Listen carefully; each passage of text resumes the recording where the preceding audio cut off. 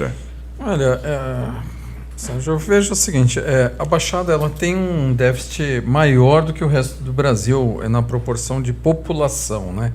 A Baixada ela tem um déficit habitacional de 115 mil unidades, 60 mil um déficit primário, né? Quando eu falo déficit primário, eu digo o seguinte, pessoas que vivem em palafitas, né? Naquelas subcondições humanas, sem saneamento básico, sem energia elétrica, principalmente na cidade de São Vicente, que é o que tem o maior déficit habitacional da nossa região, aí quase 40 mil está dentro da cidade de São Vicente. Depois vem a cidade do Guarujá, Santos, e depois as outras cidades. O Praia Grande tem muito pouco, pelo que foi feito nos últimos anos, mas a grande questão da região da Baixada é São Vicente. Então, assim, tem muito espaço para crescer, né? É um mercado muito promissor.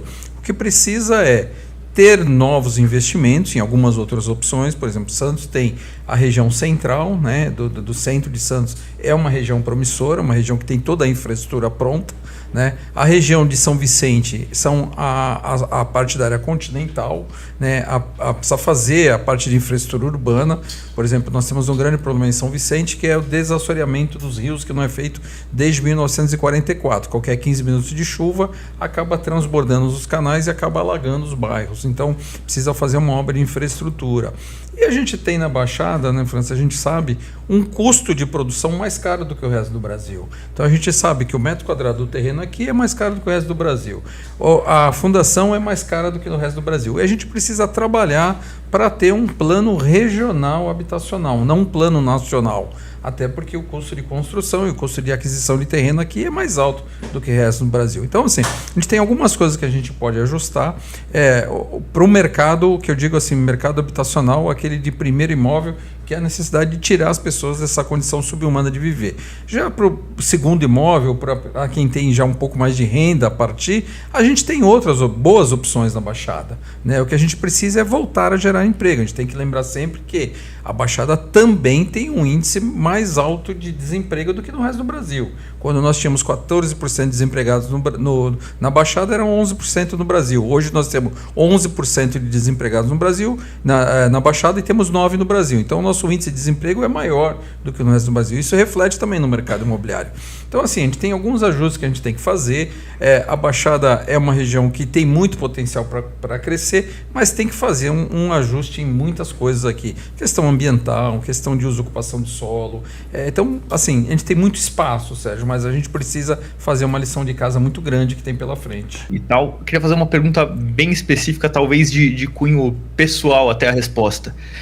Você acha que deveria existir um juro subsidiado para esse tipo de moradia ou você acha melhor deixar o mercado agir? Não, tem que ter um juro subsidiado, inclusive com incentivo às empresas que fazem investimento em construção habitacional popular. Tem que ter uma forma diferenciada para isso, até porque a gente sabe que o retorno financeiro da empresa que está se dedicando a esse tipo de mercado, ela só se dá depois que você passa um tal número de 1.000 tantas unidades.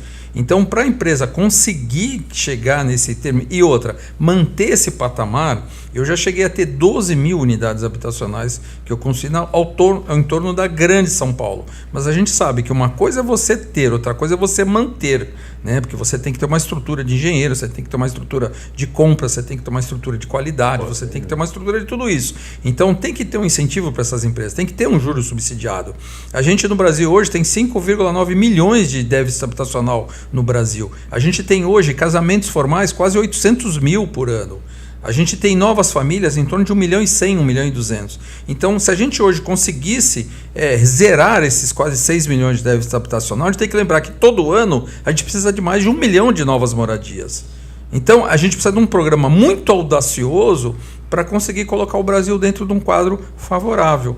E o que isso precisa? Realmente precisa de incentivo, precisa do juro subsidiado, precisa do investimento, como eu falei, do BNDES, empresas que trabalham nesse segmento. A gente precisa de um plano realmente como teve. Eu espero muito, viu, Sérgio, que a gente tenha um novo PAC que aconteceu no governo do PT, que foi a grande alavanca de desenvolvimento. O plano de aceleração de crescimento, ele gera um emprego ali na raiz, que é a construção civil, é obra de infraestrutura, é onde começa tudo. A mão de obra primária é a da construção. E atrás dele vem uma série de outros. Vem o engenheiro, vem o projetista, vem o calculista, vem uma série de. Isso é um efeito cascata de desenvolvimento. E eu espero, realmente, esse é o termo correto, né? E eu espero que realmente a gente tenha um novo plano de aceleração do crescimento, vindo aí numa nova fase, para que a gente consiga fazer o Brasil alavancar. Agora, a gente tem que resolver o problema. Outro dia eu vi o ministro Lewandowski falando dos presídios. Por que ele não vai visitar uma condição subhumana que mora um morador, por exemplo, na cidade de São Vicente?